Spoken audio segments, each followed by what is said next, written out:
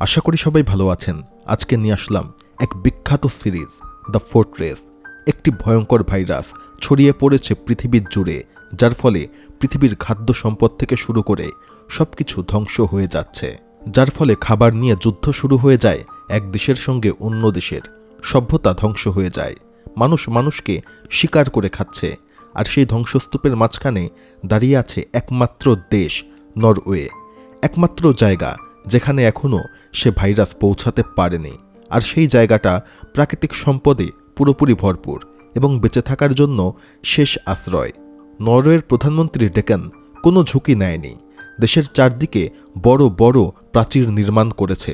ভেতরে প্রবেশের অধিকার কেবল তাদের যারা আগে থেকেই সেখানকার নাগরিক অথবা যাদের কাছে আছে বিশেষ যোগ্যতা, যেমন ডক্টর, ইঞ্জিনিয়ার, এসব যারা তার দেশের উন্নতি করতে পারে।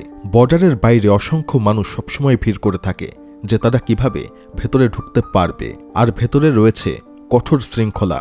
সরকার তৈরি করেছে এক অত্যাধুনিক এআই সিস্টেম যা প্রতিদিন ইনফেক্টেডদের ডাটা বিশ্লেষণ করে সরকারকে জানায় কিভাবে খাদ্য সমস্যা সমাধান করা যায়, কিভাবে ভবিষ্যতের ঝুঁকি কমানো যায়। এই সুরক্ষিত দেশের এক গবেষণা কেন্দ্রে কাজ করে একজন বায়োলজিস্ট, তার নাম লিজা। ফসল নিয়ে তার গভীর জ্ঞান থাকায় তাকে রাখা হয়েছে এগ্রিকালচারাল ডিপার্টমেন্টে। আর এই নরওয়েতে মেইনলি গ্রিনহাউসের মাধ্যমেই খাদ্য উৎপাদন করা হয়, আর বাকিটা সমুদ্রের এক নির্দিষ্ট অংশে টানানো বিশাল জায়গায় ফিশিং খামার থেকে আসে। এরই মধ্যে আমরা দেখতে পাই লিজা তার অফিসে দাঁড়িয়ে প্রেজেন্টেশন দিচ্ছে আর বলে গ্রিনহাউসের সংখ্যা বাড়াতে হবে, খাদ্য উৎপাদন বাড়াতে হবে, মানুষকে মাছ মাংস থেকে নির্ভরতা কমাতে হবে, খাদ্যে ব্যালেন্স আনতে হবে। তার সিনিয়র এই প্রস্তাবে সন্তুষ্ট হয় আর বেশি বেশি গ্রিনহাউস বানানোর অনুমতি দিয়ে দেয়। লিজা এতে খুবই খুশি হয়।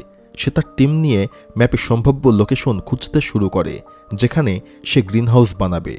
ঠিক তখনই কম্পিউটার সিস্টেমে একটি অ্যালার্ম বাজে। তথ্য অনুযায়ী ফিশিং ফার্মগুলোতে কিছু একটা প্রবলেম হচ্ছে।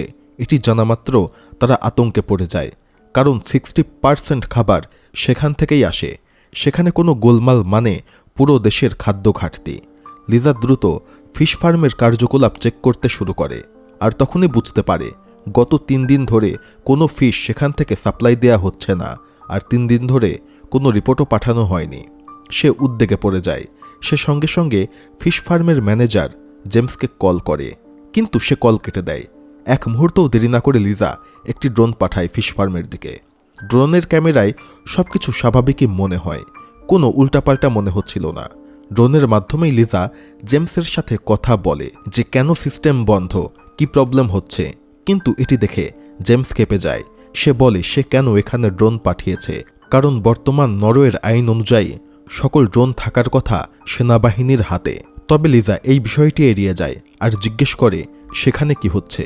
কিন্তু জেমস কিছু বলার আগেই হঠাৎ লিজার ড্রোন সংযোগ বিচ্ছিন্ন হয়ে যায়, ড্রোন বন্ধ হয়ে যায়। ঠিক তখনই একজন পুলিশ অফিসার ঢুকে পড়ে তাদের অফিসে। লিজা তাকে অনুরোধ করে সম্ভবত ফিশ ফার্মের ম্যানেজার কোনো বিপদে পড়েছে, ওখানে গিয়ে চেক করা উচিত। কিন্তু অফিসার সরাসরি অস্বীকার করে, কারণ এ ধরনের অর্ডার দিতে হবে অনেক উচ্চ পদস্থ ব্যক্তি থেকে। এ কথা শুনে লিজা রেগে যায়, কিন্তু অফিসার তার কথা শেষ হওয়ার আগেই সেখান থেকে চলে যায়। লিজা আবার জেমসকে কল করে। এবার জেমস কল রিসিভ করে। সে ব্যাখ্যা করে সমুদ্রের বাতাসের দিক বদলাচ্ছে, ঢেউ অন্যদিকে চলছে, তাই মাছ ধরা যাচ্ছে না। কিন্তু এটা ছিল ডাহা মিথ্যা, কারণ জালে প্রচুর মাছ ছিল। তারপরও James real time monitoring machine বন্ধ করে রেখেছে। লিজা এর কারণ জানতে চায়। জেমস বলে মাছগুলোকে ভাইরাস মুক্ত রাখতে কিছু ভ্যাকসিন প্রয়োগ করা হচ্ছে, সেই কারণে মনিটরিং সিস্টেম অফ করা হয়েছে। লিজা আপাতত কথা মেনে নেয়, কিন্তু সে বলে আগামীকাল 6টার মধ্যে সকল মনিটরিং সিস্টেম আবার চালু করতে হবে, তা না হলে আমি সরাসরি বসের সাথে কথা বলবো আর কাউকে না কাউকে পাঠিয়ে চেক করাবো। এ কথা শুনে জেমস প্রচণ্ড ভয় পেয়ে যায়, কিন্তু তা সে প্রকাশ করে না আর তারপরে লাইন কেটে দেয়। এ থেকে বোঝা যায় ফিশ ফার্মে বড় কোনো ঝামেলা রয়েছে। যাই হোক, এরই মধ্যে দৃশ্য চেঞ্জ হয় এবং আমরা বর্ডারের এরিয়ায় বিশাল মানুষের ঢল দেখতে পাই, কারণ তারা জানে তাদেরকে বাঁচতে হলে নরওয়েতে যেতে হবে। কিন্তু আমরা আগেই জেনেছি ভেতরে তাদেরকেই যেতে দেয়া হবে যারা কোনো না কোনো কাজে অত্যন্ত দক্ষ। আর এখানেই রয়েছে একজন ব্যক্তি যার নাম চার্লি। সে একজন বিখ্যাত বায়োলজিস্ট। তার পাশে রয়েছে তার স্ত্রী মায়া আর ছোট মেয়ে। চার্লিকে তার পরিবার সহ ভেতরে ঢোকার অনুমতি দেয়া হয়, কিন্তু শহরে ঢোকার আগে সবার মেডিকেল টেস্ট বাধ্যতামূলক। রিপোর্টে আসে চার্লি আর তার মেয়ে সুস্থ, কিন্তু তার ওয়াইফ মায়া ইনফেক্টেড। সে ভাইরাসের ফার্স্ট স্টেজে রয়েছে, তাই তাকে ভেতরে নেওয়া যাবে না। এটি শোনার সঙ্গে সঙ্গে তারা স্তম্ভিত হয়ে যায়, আর কথা বলার আগেই কিছু আর্মি এসে মায়াকে সীমান্তের বাইরে সরিয়ে নেয়। চার্লিও সঙ্গে সঙ্গে তার মেয়েকে নিয়ে বাইরে চলে আসে, কিন্তু এখন তারা কি করবে? বাইরে থাকলে তার মেয়ের জীবন ঝুঁকিতে, ভেতরে গেলে মায়া বাঁচবে না। ঠিক তখনই এক অচেনা ব্যক্তি তাদের সামনে আসে। সে বলে 300 ক্রিপ্টো কয়েন দিলে সে যে করেই হোক মায়াকে বর্ডার পার করিয়ে দেবে। চার্লির মাথায় তখন এক পরিকল্পনা চলে আসে। তাদের হাতে অন্য কোনো পথ নেই। সিদ্ধান্ত নেয় চার্লি মেয়েকে নিয়ে স্বাভাবিকভাবে ভেতরে ঢুকে যাবে, আর মায়া 300 ক্রিপ্টোকারেন্সি দিয়ে স্মাগলারের মাধ্যমে ভেতরে ঢুকবে। ভেতরে গিয়ে তারা আবারও এক হবে। রাতে তারা নির্ধারিত উপকূলে পৌঁছায়। স্মাগলার আগেই অপেক্ষা করছিল। চার্লি টাকা দেয়। স্মাগলার মায়ের হাতে একটি ফোন তুলে দেয়। এখন থেকে ভেতরে পৌঁছানো পর্যন্ত এই ফোনেই কথা বলতে হবে। মায়াকে একটি গাড়িতে তোলা হয়। অন্যদিকে চার্লি তার মেয়েকে নিয়ে অফিসিয়ালি ভেতরে ঢোকে। দেয়াল পেরিয়ে সে নিরাপদ অঞ্চলে চলে আসে। এর পরদিন সকালে লিজা অপেক্ষা করছে ফিশ ফার্মের মনিটরিং সিস্টেম চালু হওয়ার, কিন্তু সেটি চালু হয় না, যার ফলে সে দেরি না করে স্পিডবোর্ড নিয়ে সরাসরি ফিশ ফার্মে পৌঁছে যায়। ম্যানেজার তাকে দেখে একদম অস্থির হয়ে ওঠে। সে ভেতরে ঢুকতে যেতে না করে, বাহানা দেয় ভেতরে তার টিম ভ্যাকসিন নিয়ে কাজ করছে, লিজা ঢুকলে অসুস্থ হয়ে যেতে পারে। কিন্তু লিজা থামে না। শেষ পর্যন্ত সে ভেতরে ঢুকে পড়ে, আর ভেতরের দৃশ্য দেখে সে একদম আঁতকে ওঠে। সব ওয়ার্কার অত্যন্ত আতঙ্কিত। ফার্মের ওই ব্যাচের সকল মাছ আক্রান্ত। মাছের চোখ আর কানকো লাল হয়ে গিয়েছে। এটি একটি অজানা ভাইরাস। এতে লিজা একদম স্তম্ভিত হয়ে যায়। ম্যানেজার স্বীকার করে এই কারণেই সে মনিটরিং বন্ধ রেখেছিল। 1 সপ্তাহ ধরে মাছগুলো অসুস্থ, কেউ কিচ্ছু ধরতে পারছে না। সে নিজেই ভ্যাকসিন বানানোর চেষ্টা করছে, কিন্তু সময় লাগবে, আরও কয়েকদিন, হয়তো কয়েক সপ্তাহ। লিজা জানে এত সময় তাদের হাতে নেই।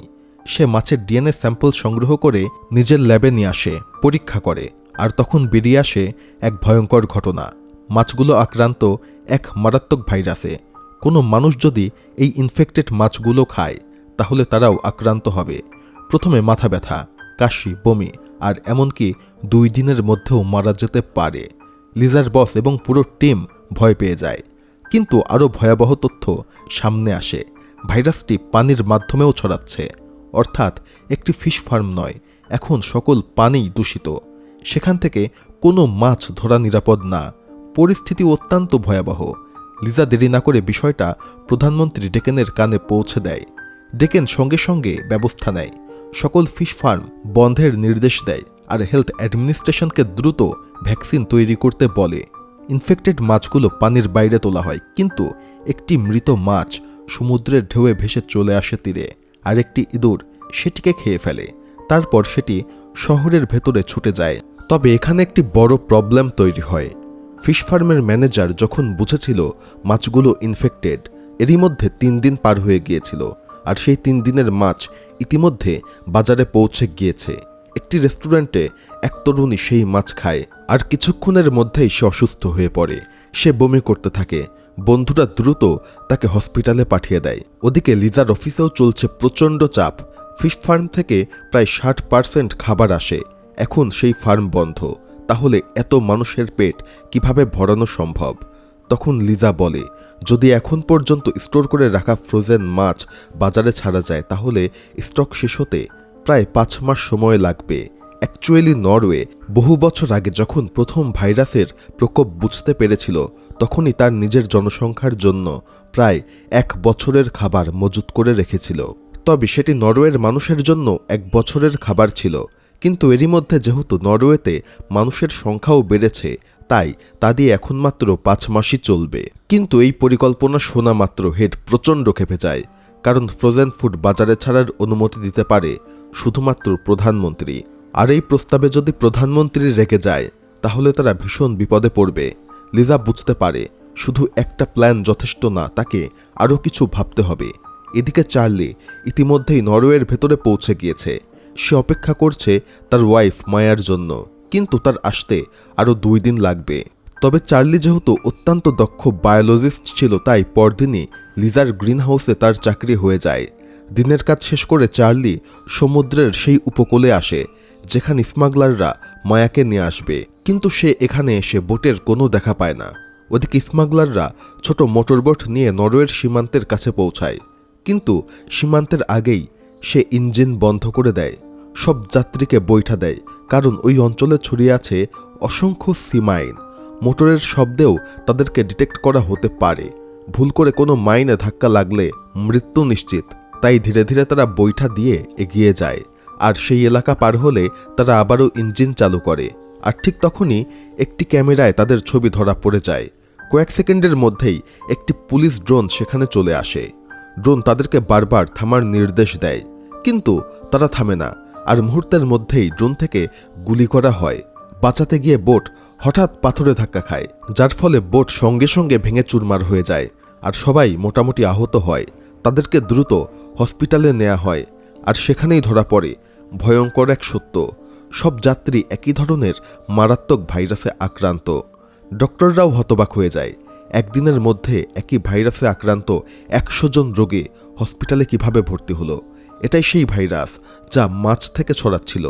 এখন খবর ছড়িয়ে পড়ে সাধারণ মানুষের কানেও, যার ফলে স্বাস্থ্যমন্ত্রী আদেশ দেয় ইমার্জেন্সি ছাড়া কেউ বাইরে বের হতে পারবে না। শুধু তাই না, মাছ খাওয়া পুরোপুরি নিষেধ।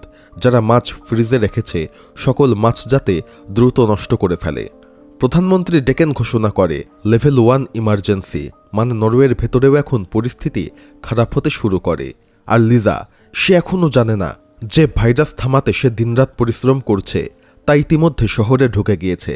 সে তার অ্যাসিস্ট্যান্টকে নিয়ে সমুদ্রে পানির স্যাম্পল সংগ্রহ করতে আসে। তার ধারণা ছিল হয়তো সীমান্তের বাইরে থেকে কোনো ইনফেক্টেড মাছ ঢুকেছে, অথবা ভাইরাস সমুদ্রের পানিতে ছড়িয়ে পড়েছে। ল্যাবে পরীক্ষা করা হয়। রিপোর্ট দেখে সে অবাক হয়ে যায়। ভাইরাস পানিতে নেই, এমনকি বাইরের কোনো মাছেও নেই। এর উৎস অন্য কোথাও। কোথায়? অসংখ্য চেষ্টা করেও সে উত্তর খুঁজে পায় না। ঠিক তখনই তার চোখ পড়ে টিভির পর্দায়।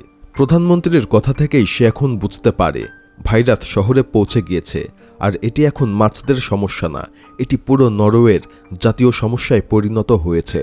এদিকে সমুদ্রের গভীরে কোস্টগার্ড 2টো মৃতদেহ উদ্ধার করে। দুজনে ছিল স্মাগলার। তাদের দেহ পরীক্ষা করে ডক্টররা দেখে শরীরের ভেতর সেই একই ভাইরাস যেটা মাছের মধ্যে ছিল, আর এখন সেটাই শহরে পৌঁছে গিয়েছে। তবে এটা শুধু ডক্টরদের প্রাথমিক মতামত, এখনও কোনো বিশেষজ্ঞ পূর্ণাঙ্গ বিশ্লেষণ পাওয়া যায়নি। কিন্তু ততক্ষণে কেস বাড়তে শুরু করেছে। সবথেকে ভয়ঙ্কর বিষয়, ভাইরাসটি প্রতি ঘন্টায় নিজেকে বদলে ফেলছে, যার ফলে ভ্যাকসিন আবিষ্কার করাও কঠিন হয়ে পড়েছে। এই তথ্য পাওয়ার পর প্রধানমন্ত্রী ডেকেন ঘোষণা করে লেভেল 2 ইমার্জেন্সি। নতুন নিয়ম, যে এলাকায় কেস বাড়বে সেই এলাকা সম্পূর্ণ লকডাউন করে দেয়া হবে। সেখান থেকে কেউ ঢুকতে বা বেরোতে পারবে না। এই খবর দেখে লিজার মাথা যেন কাজ করা বন্ধ করে দেয়। এত পড়াশোনা, এত গবেষণা, কিন্তু এমন দ্রুত পরিবর্তনশীল ভাইরাস সে কখনো দেখেনি। প্রথম দিনই এত কেস, এভাবে চললে নরওয়ের সবাই দ্রুত শেষ হয়ে যাবে। সে আবার ফিশ ফার্মে যায় ম্যানেজারের সাথে কথা বলতে। ফার্মের বাইরে শ্রমিকরা পচা মাছ ডাস্টবিনে ফেলে দিচ্ছে। দুর্গন্ধ বাতাসে ভরে যাচ্ছে। লিজার অদ্ভুত লাগে, তবুও সে ভেতরে ঢুকতে যায়। ঠিক তখনই কয়েকজন ডক্টর ম্যানেজারকে স্ট্রেচারে করে বাইরে আনে। তাকে পুরো সিল করা বডি ব্যাগে রাখা হয়েছিল। ম্যানেজার নিজেও আক্রান্ত। তার অবস্থাও অন্যদের থেকে আরও বেশি খারাপ। ফার্মের সবাই ব্যস্ত এবং প্রত্যেকে ভয় পেয়েছে। এই সুযোগে লিজা কয়েকদিন আগের সিসিটিভি ফুটেজ চুপি চুপি কপি করে নেয়। সে ফিরে আসে নিজের অফিসে, কিন্তু সেখানে অপেক্ষা করছে আরেকটি দুঃসংবাদ। গ্রিনহাউসের টমেটোতেও ভাইরাস ছড়িয়ে পড়েছে। অনেক ফসল নষ্ট হচ্ছে। কেউ জানে না এটি গ্রিনহাউসে কিভাবে এলো। প্রথম নষ্ট টমেটোটা দেখেছিল চার্লি। একজন দক্ষ বায়োলজিস্ট হিসাবে সে বুঝেছিল এখানে কিছু একটা ঝামেলা আছে। লিজা যখন তার সাথে কথা বলে, চার্লি বলে, আমার মনে হয় কোনো ইনফেক্টেড প্রাণী ভাইরাসটা এখানে এনেছে। পুরো এলাকা ডিসইনফেক্টেড করতে হবে এবং সেই প্রাণীটাকেও খুঁজে বের করতে হবে। আর যত টমেটো সম্প্রতি তোলা হয়েছে সব পরীক্ষা করতে হবে। যদি সেগুলোতেও ঝামেলা থাকে তাহলে পুরো গ্রিনহাউসের ফসল পুড়িয়ে ফেলতে হবে। লিজা স্তব্ধ হয়ে যায়। সে বুঝতে পারে চার্লি অত্যন্ত কাজের মানুষ, কারণ এই পরিস্থিতিতে অন্য কেউ পড়লে দিশেহারা হয়ে যেত। সেখানে সে ঠান্ডা মাথায় সব পরিকল্পনা করে ফেলেছে। এখন লিজা টমেটো নিয়ে গবেষণা করতে শুরু করে। চার্লি অন্য কাজে ব্যস্ত। হঠাৎ চার্লির ফোনে অজানা নাম্বার থেকে কল আসে। তার মনে হয় এটা নিশ্চয়ই মায়ার। সম্ভবত সে উপকূলে পৌঁছে গিয়েছে। চার্লি সব কাজ ফেলে দ্রুত কোস্টের দিকে রওনা হয়, কিন্তু সেই দালালের সাথে দেখা হয় যে 300 ক্রিপ্টো নিয়েছিল। দালাল জানায় মায়ার বোট দুর্ঘটনার শিকার হয়েছে, তাকে হসপিটালে ভর্তি করা হয়েছে। চার্লি এতে একদম ভেঙে পড়ে, তবে দালাল আশ্বাস দেয় সে যে করেই হোক মায়াকে সেই হসপিটাল থেকে বের করবে। কিন্তু তার আগে চার্লিকে নিতে হবে নরওয়ের বিশেষ একটি ভ্যাকসিন, যেটা বাইরে থেকে আসা মানুষকে দেয়া হয়। কারণ যদি চার্লি ভ্যাকসিন না নেয় আর অথরিটিস জানতে পারে, তাহলে তাকে দেশ থেকে বের করে দেয়া হবে। তবে এটি শুনে চার্লি বেশ কিছুটা কনফিউজড হয়ে যায়, কারণ সরকার থেকে তাকে এরকম কিচ্ছু বলা হয়নি। তাহলে এটা কিসের ভ্যাকসিন? কিন্তু সে বুঝে ওঠার আগেই সেই ব্যক্তি তাকে সেই ভ্যাকসিনটি পুশ করে। অন্যদিকে হসপিটালে মায়ের অবস্থা দ্রুত খারাপ হতে শুরু করে। তার সঙ্গে ভর্তি হওয়া অন্য রোগীদেরও একই অবস্থা। প্রথমে কাশি, তারপরে মাথা ঘোরা, তারপর শরীরে কালো কালো দাগ ছড়িয়ে পড়ে। ডক্টররা আতঙ্কে পুরো ফ্লোর সিল করে দেয়, কারো প্রবেশ সেখানে নিষেধ করে দেয়।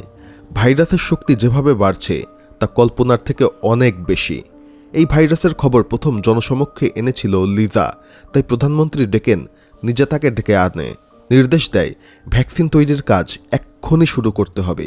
লিজা গভীর গবেষণায় ডুবে যায়, আর তখনই বেরিয়ে আসে ভয়ঙ্কর সত্য।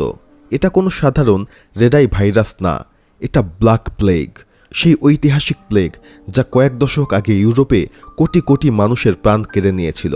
আর এখন এই ভাইরাস ইভলভ হয়েছে, আর যার ফলে এটি এখন আগের থেকেও শত শত গুণ বেশি মারাত্মক। সংক্রমিত হলে 2 দিনের মধ্যে মৃত্যু মোটামুটি নিশ্চিত। সমুদ্রে পাওয়া 2 স্মাগলারের লাশকে কেন্দ্র করে এক তত্ত্ব দাঁড়ায়।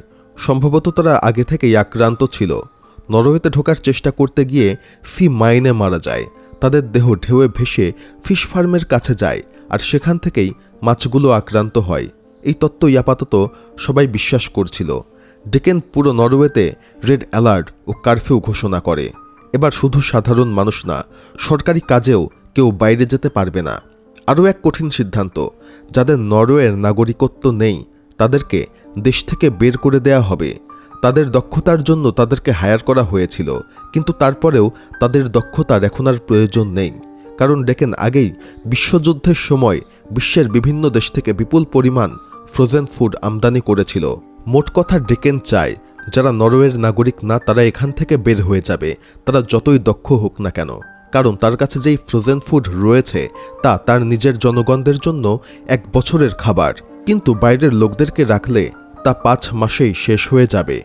ডেকেনের প্রেস কনফারেন্স চলছে, আর ঠিক সেই সময়ই হসপিটালে রোগীরা কাশতে কাশতে মারা যাচ্ছিল। তবে এরই মধ্যে লিজার মাথায় আরেকটি প্রশ্ন আসে। সে আবারও টমেটো গ্রিনহাউসে যায় এবং খুঁজতে শুরু করে। সেখানেই পায় সেই মৃত ইঁদুরটিকে, যে সমুদ্র তীরে ইনফেক্টেড মাছ খেয়ে শহরে ঢুকেছিল। লিজা ভাবে সম্ভবত এই ইঁদুরই ভাইরাস ছড়িয়েছে। সেই ইঁদুরটির পেট কেটে পরীক্ষা করে, ভেতরে শুধু মৃত মাছ, কিন্তু টমেটোর কোনো অংশ নেই। তাহলে টমেটো কিভাবে আক্রান্ত হলো? ঠিক তখনই আরেকটি অচেনা খাম আসে লিজার নামে। ভেতরে একটি সেফ হাউসের চাবি, একটি পাসওয়ার্ড, একটি ঠিকানা। প্রথমে সে কিছুই বুঝতে পারে না, তারপরেও সেই ঠিকানায় যায়, আর সেখানে গিয়ে পায় একটি সুটকেস। ভেতরে ছিল অনেকগুলো হার্ড ড্রাইভ। লিজা সেগুলো নিয়ে অফিসে ফিরে আসে, এক এক করে চালু করে। ভিডিওগুলো দেখে সে স্তম্ভিত হয়ে যায়। কিন্তু সে কি দেখছে এটি আমরা জানতে পারবো পরের ভিডিওতে। আরও জানতে পারবো চার্লিকে স্মাগলাররা কোন ইনজেকশন পুশ করলো, সেটি আমার নতুন চ্যানেলে আজকেই আপলোড করা হবে। আর এটি শুধুমাত্র 2 পার্টেরই সিরিজ, তাই পরবর্তী পার্ট আপনারা মোটেও মিস করবেন না। লিংক ডেসক্রিপশন বক্সেই পেয়ে যাবেন, এবং আমার চ্যানেলটি সাবস্ক্রাইব করবেন।